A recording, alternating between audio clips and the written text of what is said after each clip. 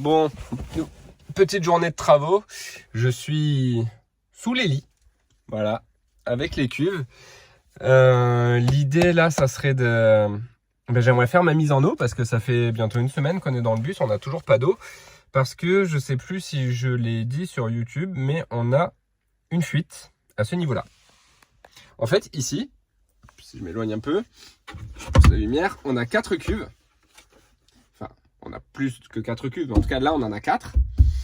Et les 2 cuves là ont une jointure. Les 2 cuves du bas ont une jointure. Et ensuite, celle du haut est jointe à celle du bas et celle du haut est jointe à celle du bas. Voilà, je sais pas si c'est clair.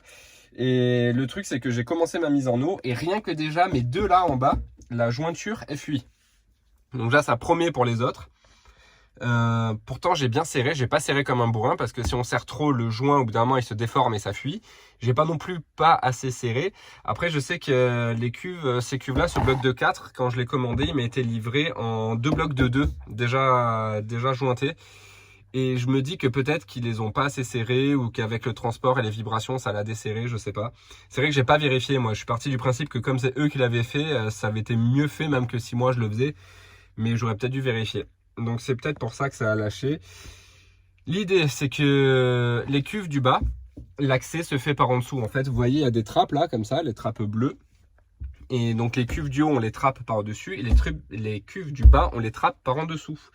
Et pour pouvoir accéder à ces trappes, il faut que je lève le bloc de 4. Sachant que mon bloc de 4 est lié à ce bloc là. Et aussi lié par ici, avec un tuyau au bloc d'en face. Ça fait plein de blocs qui sont liés entre eux. Donc déjà, ça veut dire qu'il faut tout lever en une fois. Donc ça, c'est chiant. À la limite, ça peut se faire. Je l'avais déjà fait, mais il n'y avait pas encore les lits au-dessus. Là, j'ai les lits, j'ai quoi? J'ai ça d'espace, quoi. J'ai 10 cm peut-être. Donc c'est largement pas assez pour lever. Ce qui veut dire qu'il va falloir que je démonte mes lits. Sachant que là, vous voyez, il y a les matelas, il y a les couettes, il y a les coussins. Enfin, il y a tout, quoi. Les lits, on les utilise tous les jours. Donc je voudrais réussir à tout lever d'un coup, en fait, dévisser tous mes pieds pour lever tout le bloc lit d'un coup, le faire tenir avec des étais et ensuite aller lever mes cuves. Et là je regardais ça en fait. C'est marrant, c'est mon bois qui a travaillé, hop, et qui a fait une petite gougoute de sève que j'ai pas envie de toucher parce qu'après ça va me coller au doigt. Enfin bon voilà, du coup ça m'embête vraiment, j'ai pas envie de le faire mais j'ai pas le choix là, je voudrais vraiment faire cette mise en eau. En vrai j'ai super hâte de faire la mise en eau parce que tout le circuit d'eau que j'ai fait, j'ai envie de le tester. Mais aller redémonter tous les lits, j'ai vraiment pas envie quoi. En plus tout est lié quoi, les escaliers, ils sont pas fixés, ils sont collés au lit mais j'ai peur que ça me bloque quand je vais vouloir lever le lit, enfin je sens que ça va pas être aussi simple que ça quoi. Alors certes, je sais, il y en a plein qui vont dire « Ah, tu fais les choses à l'envers, tu aurais dû tester l'eau avant de construire les lits. » Oui, j'aurais dû tester l'eau avant de construire les lits. Mais là où on n'a pas l'eau courante. Donc l'idée, c'était de devoir amener de l'eau avec des bidons petit à petit. Ou alors, c'était d'attendre tout simplement que le bus puisse rouler pour aller quelque part, partir en voyage et me remplir en eau, quoi. Bref, finalement, les choses se sont un peu précipitées. On a emménagé plus vite que ce que j'imaginais. Ce qui fait que j'ai pas eu le temps de faire ma mise en eau et j'ai dû me dépêcher de terminer les lits pour qu'on puisse y dormir. Voilà pourquoi j'ai pas fait la mise en eau avant de faire les lits. Donc je vais faire ça, de toute façon, pas le choix. J'arrête de parler là, j'essaie de gagner du temps, mais j'en perds au final. Donc je sors de là, je vais démonter mes lits et je vais aller soulever mes cuves et essayer d'aller resserrer mes joints. Et ce qui est chiant, c'est que je peux même pas tester en vrai, j'ai même pas de bidon plein d'eau pour tester. Donc à la limite, ça veut dire que juste après, il faudrait que je me fasse un aller-retour en vélo parce qu'Alison est parti avec la voiture. Pour pouvoir tester ma mise en eau quoi. C'est important, je remonte pas les lits si j'ai pas testé. Bon allez, je prends mes outils, je pose la caméra, je m'y mets.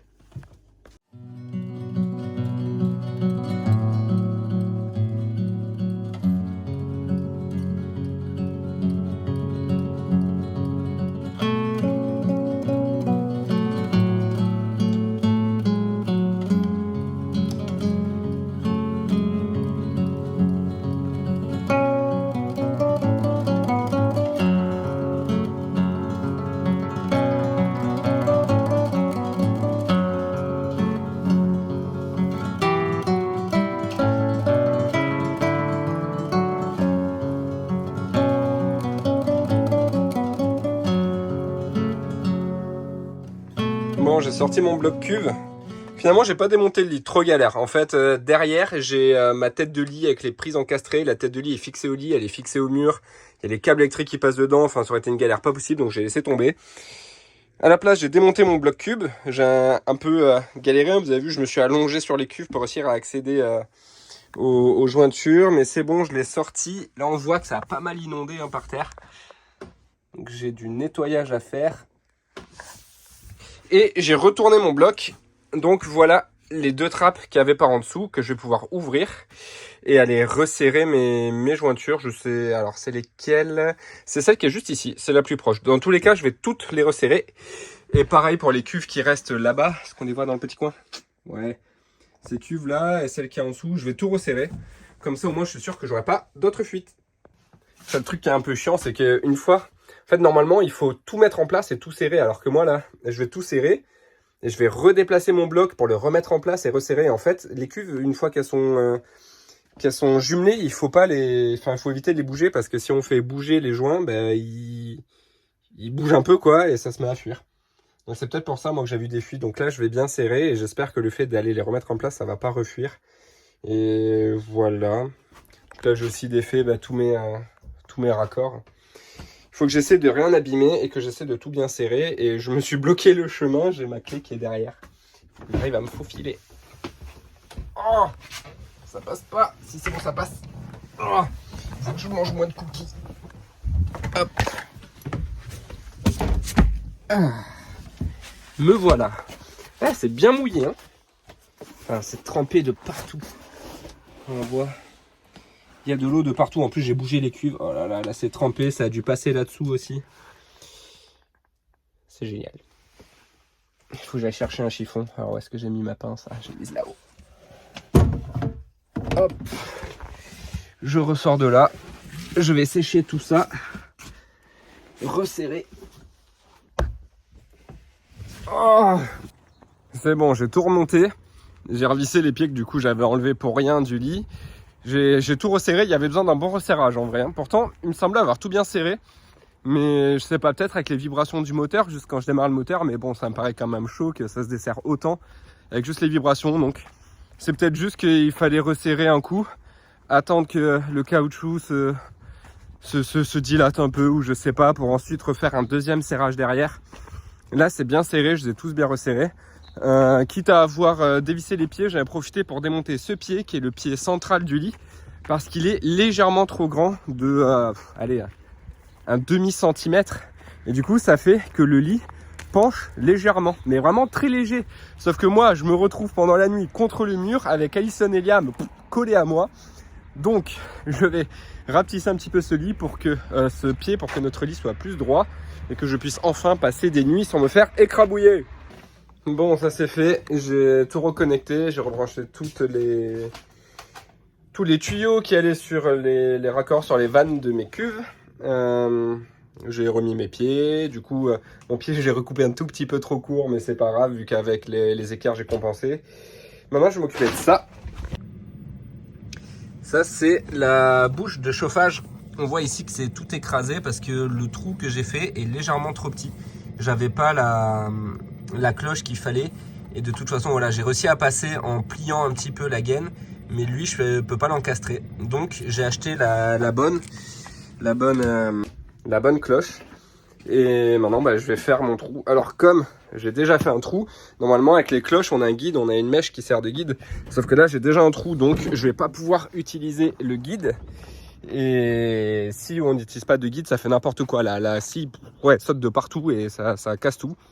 Donc j'ai une petite solution que j'ai déjà utilisée plusieurs fois, c'est que je prends une chute de planche, je fais mon trou donc avec le guide et ensuite c'est cette planche là qui va me servir de guide. Enfin je sais pas si c'est clair, grosso modo dans ma planche j'aurai un trou qui fera pile poil la taille de ma cloche. Donc ma cloche va bien rester calée à l'intérieur de ce trou et j'ai plus qu'à caler ma planche par-dessus le trou que je veux agrandir et au moins la cloche elle va pouvoir tourner et creuser sans se balader quoi, vu qu'elle va être coincée dans ma chute qui avait le trou de la bonne taille. Je sais pas du tout si c'est clair, mais de toute façon je vais vous montrer. Là j'ai ma petite cloche que j'ai achetée sur Amazon. Alors je suis deck parce que c'est une très bonne cloche, mais j'ai payé 10 € la cloche, sachant que j'ai un autre kit de cloche qui lui coûte aussi 10 €, tout le kit. Donc voilà, c'est un peu chiant, mais évidemment, ce kit-là n'avait pas la cloche qu'il me faut. De toute façon, à chaque fois qu'il me faut une cloche, elle n'est pas dans ce kit. À la fin, je vais avoir toutes les cloches de toutes les tailles. Alors vous allez me dire, il y en a déjà plusieurs qui me l'ont dit, il existe des cloches adaptables. Enfin, je sais pas comment dire, mais qu'on peut choisir la taille. Donc j'ai regardé, effectivement, c'est un système avec 3 dents. Donc c'est pas toute une cloche, c'est 3 dents comme ça, qui se rapprochent ou qui s'éloignent pour creuser le trou. Alors ça, c'est bien comme système. Le problème, c'est que c'est très limité niveau profondeur, vu que les dents, souvent, elles ont une profondeur maximum de 2 voire 3 cm. Et souvent, j'ai des longues profondeurs à traverser, comme je dois traverser le sol du bus, par exemple, où il y a quand même une sacrée épaisseur. Encore non, le sol du bus, ça pourrait aller, mais par exemple, si je veux traverser un mur, il faut que j'arrive à traverser mon mur, plus le vide qui est à l'intérieur ou l'isolant, plus la deuxième partie de derrière, si par exemple je veux atteindre la carrosserie. Et je me retrouve assez rapidement limité en profondeur. Enfin bon, je préférais avoir des vraies cloches. Donc, j'ai acheté ma petite cloche. Je vais faire mon petit trou. Et changer aussi la gaine, parce que j'ai mis les gaines qui sont fournies par défaut avec le Shinasto, qui sont un peu pourries, hein, on va dire ce qui est. Donc j'ai acheté de la vraie gaine en alu, donc je vais mettre aussi ces gaines. Au moins, je partirai sur quelque chose de propre. Et dernier truc, au niveau de la prise d'air, pour l'instant, l'air en fait rentre direct à l'arrière du Shinasto. Je vais mettre une gaine qui va aller chercher l'air plus loin, parce que depuis que je l'ai installé, en fait, quand il souffle l'air, ça sent pas bon. Et je me demandais pourquoi, j'en ai discuté avec des copains qui ont aussi ce chauffage, et ils m'ont dit que c'était sûrement le plastique en fait du Shinasto qui chauffe et qui est de mauvaise qualité, qui du coup dégage une odeur. Ça, et la gaine aussi qui dégagerait une odeur. Donc, en changeant la gaine et en faisant la prise d'air qui va plus loin, donc qui prend pas l'air directement au cul du Shinasto, je devrais avoir quelque chose qui sent pas mauvais, j'espère. Hop, j'ai posé... Ah voilà, et j'ai perdu ma cloche. J'y vais. Je vais chercher une chute de planche et je fais mon petit système. Et je fais mon trou. Finalement, la différence est tellement infime de taille entre les deux cloches que j'ai pas besoin de faire mon système. En fait, elle se cale quasiment dedans. Ce qui m'amène à me demander d'ailleurs si mon trou va être assez grand. Bon, je vais pas faire le fou et filmer avec une main pendant que je coupe avec l'autre. Je vais utiliser mes deux mains. Nouvelle journée. Je vous montre quand même ce que j'ai fait hier parce que... Enfin hier, c'était avant-hier je crois. Je vous ai pas montré finalement le chauffage. Bon, il n'y a pas un gros changement, mais grosso modo... J'ai changé ma gaine. À la base, c'était la gaine pourrie comme ça, là, la noire, la chinoise. Et j'ai mis de la bonne gaine que j'ai achetée sur internet en alu. Tac, qui remonte pas loin au final. Hein, elle fait un petit chemin. J'ai pas encore fait ce que je voulais, c'est-à-dire ici, mettre une gaine au niveau de l'entrée d'air et faire la prise à peu près par là, je dirais. Ça arrive sous la cuisine. Ça, je le ferai plus tard. Et qu'est-ce qui me manquait d'autre? Ah oui, je voulais poser le deuxième chauffage, mais bon, c'est pareil, quoi. Il est là, il attend. D'ailleurs, j'avais fait cette structure, mais finalement, je vais virer ça. Je vais faire comme l'autre, je vais juste poser sur 2 chevrons, comme on voit là. Hop, sur 2 petits chevrons. Maintenant, ma mission, ce que j'ai commencé à faire hier, c'est de tirer mon câble électrique qui va aller de mon tableau électrique jusqu'à la prise que je vais installer pour le chauffe-eau. Donc j'ai déjà mon disjoncteur qui est en place pour le chauffe-eau et il faut juste que je tire mon câble. Le problème, c'est que le disjoncteur se trouve là-bas derrière. Donc là, on voit mon câble électrique qui passe, qu'après je fixerai proprement au plafond. Qui passe là, le long, derrière, on voit pas. Ensuite, ici, j'ai rejoint tout le câblage là, qui est le câblage d'origine du car.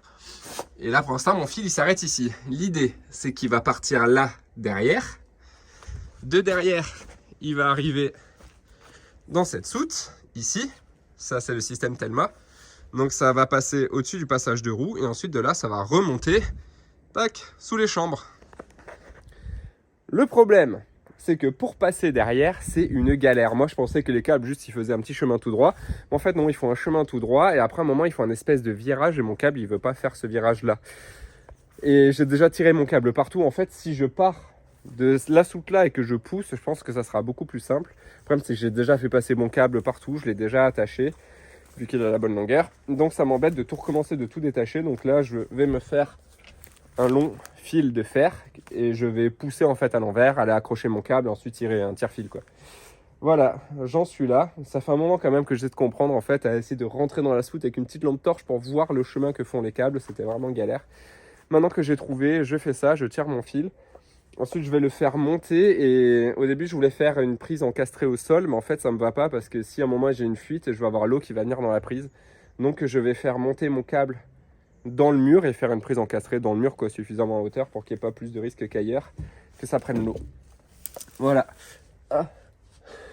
Je prends de la neige fondue. C'est trempé parce que cette nuit, oh c'est sale, cette nuit il a fait -6, tout était gelé, c'est un truc de dingue. Même dans le car en plus on a le chauffage qui a lâché à, ouais, je sais pas, je vais pas regarder l'heure mais j'imagine vers 5 h du matin à peu près. Donc il caillait ce matin. Bon allez, je tire mon fil et je vous reprends. Chemin qu'il faut que j'arrive à faire emprunter. J'essaie de faire le focus. Ah voilà. Donc là on voit les câbles derrière, là-bas là, qui passent. Ils partent vraiment sur la droite. En plus le chemin est serré. Et ensuite ça part en ligne droite et ça arrive en face. Donc c'est là que je vais pousser mon fil. Ah, j'ai poussé mon fil au maximum. On va aller voir maintenant de l'autre côté. Alors, là je le vois pas ici le fil. Ah mais si, il est juste là. Ah purée, fallait pas plus court. Hein. Cool. J'ai plus qu'à attacher mon câble dessus. Ah, j'ai essayé de le faire passer par un autre chemin. Ça passait pas. Allez, je l'accroche ça.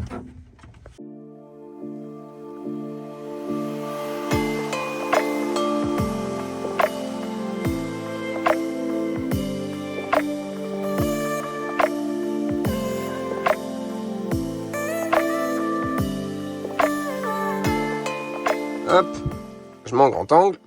Voilà. Hop, pousse-toi à toi. Alors, ici j'ai la pompe. Là, j'ai le chauffe-eau, mais sauf que cet interrupteur, cette prise, pardon, n'est pas directement pontée avec celle-là.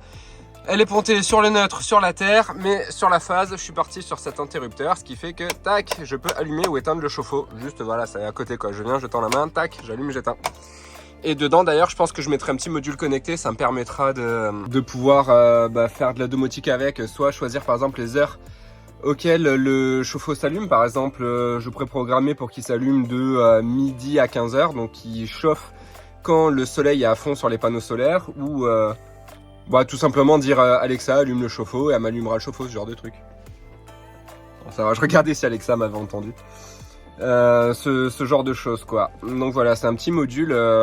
Est-ce que je l'ai à portée? Je crois que je l'ai là. Ça ressemble à ça. Hop. Alors là, il est dans le carton. Je vous ouvre ça d'une main. C'est pas facile. Tac. Ça ressemble à ça. Voilà, c'est un petit module, on connecte. Alors par contre, voilà, c'est... Ah tiens, c'est vrai que j'ai pas prévu ça. Bref, il faudra que je le fasse. C'est un petit module et comme pour mes interrupteurs connectés, il doit tout le temps être alimenté. Donc il faut brancher la phase et le neutre dessus, pas juste la phase. Alors que dans mon interrupteur, j'ai que la phase qui arrive. Donc il faudra que je tire aussi le fil du neutre. Donc phase neutre, lui il est connecté. Et ensuite, soit on appuie là pour allumer et éteindre. Sauf que c'est pas le but. Lui en fait, il va être directement caché à l'intérieur de mon boîtier, on le verra pas. Et il sera connecté au Wi-Fi. Voilà, je vous mets un lien dans la description pour ceux que ça pourrait intéresser. J'ai acheté ça sur AliExpress. C'est chinois, c'est OBS. AUBE2S. Et après, c'est un peu comme les interrupteurs. Eux, c'est Moer. Mais bon, grosso modo, en vrai, OBS, Moer, tous, c'est toujours les mêmes modules en fait qu'on trouve avec des marques différentes, vu que j'imagine que c'est sur... comment ça s'appelle, Alibaba que c'est fait. Vous savez, Alibaba c'est un peu comme AliExpress, mais c'est un grossiste. On achète ça par dizaines de milliers ou par milliers en tout cas d'objets. Donc souvent c'est des revendeurs qui les achètent par milliers, qui juste mettent leur marque dessus et après le revendent à l'unité plus cher, quoi. Voilà, bon bref, j'ai fini de poser ça. Je voulais commencer ma mise en eau pour voir, mais j'ai envie de tout faire en même temps. Donc, avant d'attaquer et d'ouvrir l'eau, tant qu'il fait beau, j'ai envie d'en profiter et j'ai envie d'avancer dans la salle de bain. Donc là, il faudrait que je déplace ma prise pour pouvoir bien poser mon évier, pour pouvoir mettre mon robinet, brancher l'eau. Et ma douche, l'eau est connectée, mais par contre le bac de douche, qui là est en bordel, il faudrait que je fasse l'évacuation d'eau. Donc en bas, j'ai déjà le T de PVC qui attend. Là, j'ai juste à percer le sol et à faire arriver mon eau. D'ailleurs, il va me falloir un deuxième T parce que là, le T, en fait, je l'ai prévu pour le robinet. Ici, là, je sais pas si on voit. Là, j'ai mon évacuation du robinet qui est prête, qui arrive, je ne sais plus où. Est-ce qu'on va le voir de là? Ah, j'ai tout fait tomber. Ouais, on le voit ici. Je sais pas si vous voyez. Là, le tube de PVC. Enfin, juste, voilà, il me fallait un quart de coude là pour remonter et aller jusqu'à l'évacuation de mon évier que j'ai pas encore mis mais que je vais mettre. Là, j'ai tout fait tomber, c'est génial. Bref, je range les bêtises que je viens de faire et j'attaque le PVC. Normalement, ça devrait aller raisonnablement vite vu que c'est simple pour la douche. Je perce vers le bas et j'arrive directement dans ma soute où j'ai l'évacuation. Donc tant mieux, ça me fera moins de trucs compliqués à faire comme j'ai pu faire là, à passer au-dessus du passage de roue et tout. Allez, go! Bon, clairement, je vais pas gagner la médaille du plus beau joint de salle de bain. Là, j'ai commencé par celui-là, ça se voit. J'ai fait des gros pâtés. Après, j'étais un peu plus souple. Là, voilà, celui-là, il est beau. Le coin, il est un peu foiré. Là, c'est beau, ça se voit même pas. Tac. Le plafond, c'est pas trop mal. Lui, il est pas trop mal. Après, par contre, là, j'ai galéré pour faire la niche. Parce que dans un creux, c'est facile. Mais quand c'est un angle inversé, bah, je savais pas trop comment faire. J'essaie de faire avec 2 doigts comme ça, mais ça fait une cata. Oh, là, ça fait un gros pâté, il faut que je l'étale encore. Là, c'est pas joli quoi. Mais voilà, au moins c'est jointé. Je vais essayer de rectifier un peu là parce que c'est très moche. Et ma salle de bain sera jointée, il faut juste que j'aille dans la soute finir l'évacuation. Bon, sinon je voulais vous parler de quelque chose que j'ai reçu. Alors en fait, vous allez rire ou pas. Ça fait un moment que je dis à Alison que je veux m'acheter une machine à café. Et c'est vrai que je bois pas de café pur. Mais un truc que j'aime beaucoup, c'est aller au Starbucks et prendre genre des frappuccinos à caramel ou des... J'ai plus les noms, tiens. Enfin bref, les cafés qu'on trouve souvent au cappuccino qui sont pleins de lait, de crème, de sucre. Bref, j'avoue, c'est un peu un truc pas bien que j'aime beaucoup boire. Et bref, elle voulait pas que j'achète de machine à café parce que ça faisait une dépense et surtout que je bois pas de café normalement, elle non plus, et en plus elle aime pas le café. Et comme par hasard, j'ai reçu un mail de la part d'une marque qui s'appelle Outin et qui fait des machines à café nomades. Ils ont proposé de nous en envoyer une pour qu'on la teste et qu'on en parle si ça nous plaisait. Et j'en avais déjà entendu parler, en tout cas de ce type de machine, et je trouvais ça génial. Et je me suis dit, bah vas-y, c'est quoi? Et je dis oui. Donc, voilà la bête. Petite machine à café, vous voyez, hop, franchement, ça fait la taille de ma tête, c'est super léger, c'est super bien. Donc on regarde vite fait ensemble comment ça fonctionne et je vais me faire un petit frappuccino café caramel qui va bien pour aller avec le goûter. Grosso modo, elle fonctionne sur batterie, donc ici on a une prise USB-C, on recharge l'eau par en haut et ici on va mettre notre capsule à café. Hop. Donc 2 possibilités, soit on prend du café poudre, paf, on tasse, on referme, et voilà, ça nous fait une capsule. Soit tout simplement, on va aller mettre une capsule là-dedans. On l'enclenche, il n'y a plus qu'à aller visser. On remet le petit gobelet, à peu près 50 ml pour faire un espresso. Du coup, au niveau des boutons, du bouton, il y a 2 possibilités. Soit on fait un double clic, l'eau elle sort direct, donc elle sort à la température que vous avez mis. Si c'est froid, ou chaud si vous avez mis chaud. Ou alors on reste appuyé 2 secondes. 1, 2, hop, on a le bip et là ça commence à chauffer. Et du coup en fait, ça va chauffer petit à petit jusqu'à la 4e barre. Et dès que la 4e barre est atteinte, on arrive à 98 degrés pour l'espresso et ça va directement servir.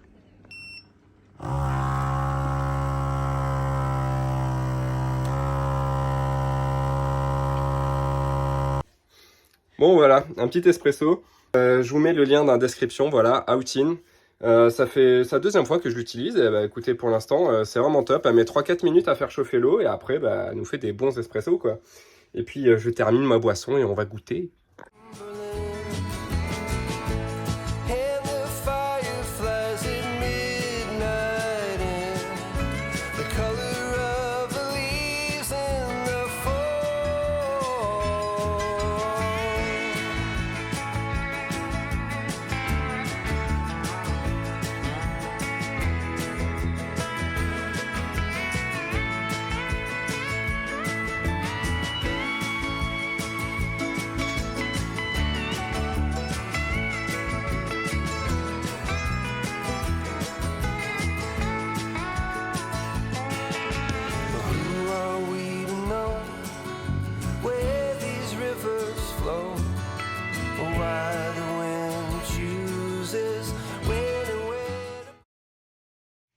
J'ai fait une petite pause ces derniers jours dans les vidéos parce que j'avais des choses à faire, j'avais du boulot. Et là, je viens de m'y remettre, de me remettre aussi aux travaux du car. Et j'ai enfin fait un truc que j'avais hâte de faire, c'est remplir mes cuves pour de vrai. Parce que là, je faisais des allers-retours avec des bidons de 10 litres. Et pour 800 litres, j'avais 40 litres. Pour 800 litres, ça aurait fait 20 allers-retours, c'était très chiant. Je voulais mettre de l'eau du robinet parce qu'ici, il y a juste un forage. Et je voulais pas risquer de polluer mes cuves avec l'eau du forage. Mais il se trouve que l'eau du forage est franchement plutôt clean, donc on a décidé de quand même la mettre. Là, on vient de tirer un long tuyau jusqu'au puits et j'ai fait toutes mes petites bidouilles. Et là, c'est en train de remplir. Je suis trop content. En même temps, je suis stressé parce que j'ai peur qu'il y ait des fuites au niveau des raccords qui sont un peu plus hauts, quoi. Là, j'avais testé mes raccords bas, ça allait, mais plus ça monte et plus ça passe par des raccords et plus il y a des chances que ça fuite. Donc, je stresse un peu.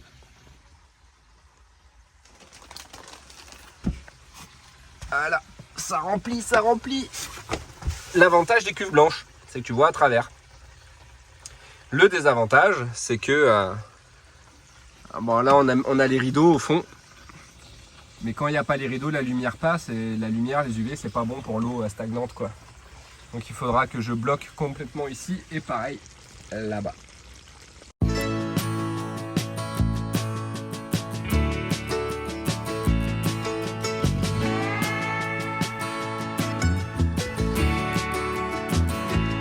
I look out across the water, I smell the salt, I feel the breeze, but in my heart... Il est possible que j'ai oublié de vérifier le remplissage.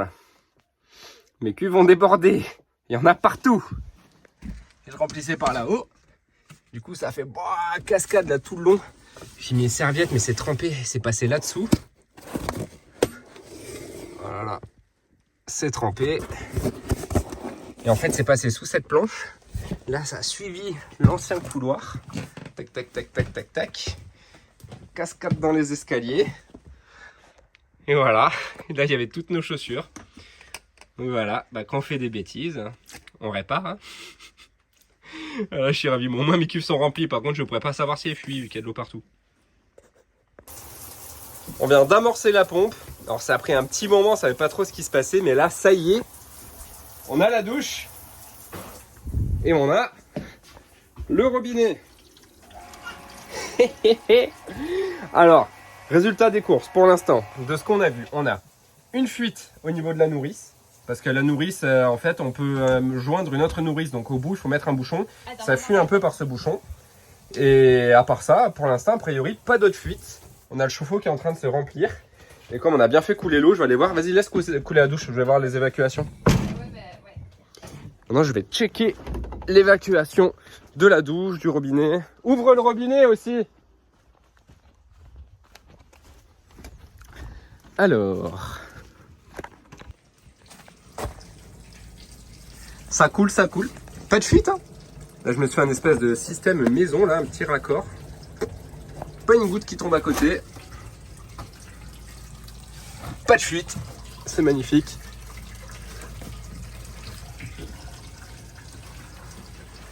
Bah voilà, nickel. Super. Allez, suite de la mise en eau. Ah, je vais me faire tomber ma lumière. Je vais chercher une petite lumière parce que j'y vois que dalle sous le lit. J'ai reçu mon lanterneau. Mais je vais pas le poser maintenant parce que chaque chose en son temps. Ça sera une prochaine étape. J'aimerais finir complètement mon eau avant de poser le lanterneau. C'est sympa, ça rime. J'ai des fuites. J'ai quelques fuites au niveau de mes nourrices. Au bout des nourrices, il y a des bouchons. Ces bouchons-là, ils fuient parce que j'ai pas mis de joint. Enfin, je pouvais pas mettre de joint sur ces bouchons, mais je pouvais mettre du téflon. Donc j'ai mis du téflon, mais pas suffisamment. Puis le téflon, c'est une efficacité plus ou moins limitée, quoi, surtout quand il y a de la pression.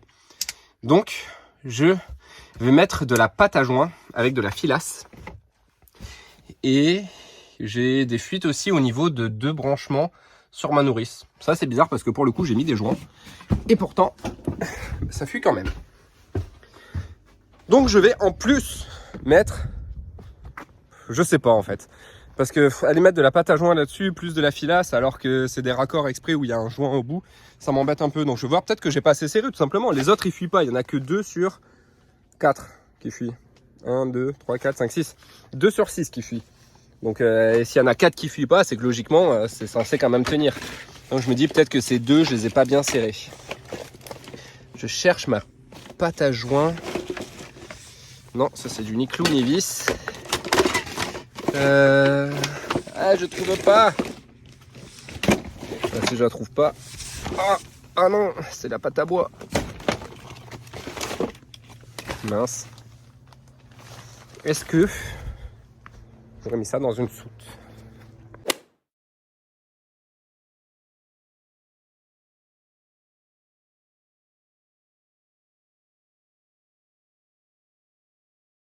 It's hard to be this real. We can play our favorite song, dancing to it.